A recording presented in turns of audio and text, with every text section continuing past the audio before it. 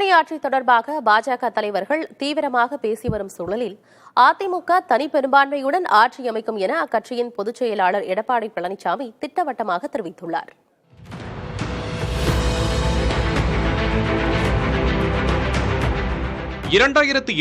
தேர்தலையொட்டி அதிமுகவுடன் பாஜக கூட்டணி அமைத்துள்ள நிலையில் தமிழகத்தில் கூட்டணி ஆட்சி அமையும் என அக்கட்சியின் மூத்த தலைவரான அமித்ஷா தொடர்ச்சியாக கூறி வருகிறார். அண்மையில் ஆங்கில நாளிதழுக்கு அவர் அளித்த பேட்டியில் கூட இதனை குறிப்பிட்டிருந்தார். கூட்டணி ஆட்சி தொடர்பாக பாஜக அதிமுக இடையே தீவிரமாக விவாதம் ஏற்பட்டிருக்கும் நிலையில் 2026 சட்டமன்ற தேர்தலில் வெற்றி பெற்று அதிமுக தனித்து ஆட்சி அமைக்கும் என அக்கட்சியின் பொதுச் செயலாளர் எடப்பாடி பழனிசாமி தெரிவித்துள்ளார்.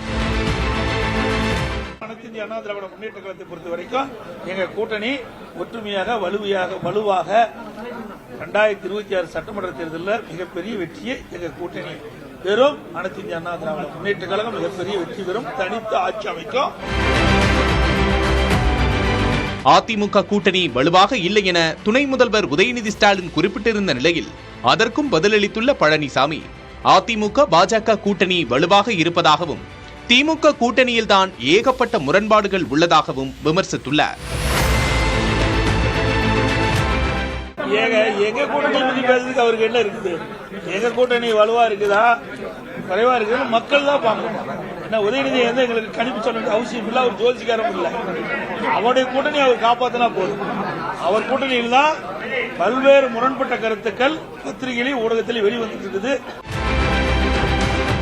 கூட்டணி ஆட்சி விவகாரம் தொடர்பாக பேசிய அதிமுக துணை பொதுச் செயலாளர் KP முனுசாமி, கூட்டணி என்பது வேறு, தேர்தலுக்கு பிறகு ஆட்சி அமைப்பது வேறு என கூறியுள்ளார். கட்சி கூட்டணி என்பது வேறு, தேர்தல் முடிந்த பின்பு ஆட்சி அமைப்பது என்பது வேறு. இன்று தமிழகத்தை பொறுத்தவரையில் அனைத்து இந்திய அண்ணா திராவிட முன்னேற்ற கழகத்துடைய தலைமையில் கூட்டணி சேர்ந்திருக்கிறது பாரதிய ஜனதா கட்சி. எங்களுக்கு முடிவாக எங்களுடைய பொதுச் செயலாளர் சொல்கின்ற கருத்து தான் எங்களுக்கு வேதவாக்கு.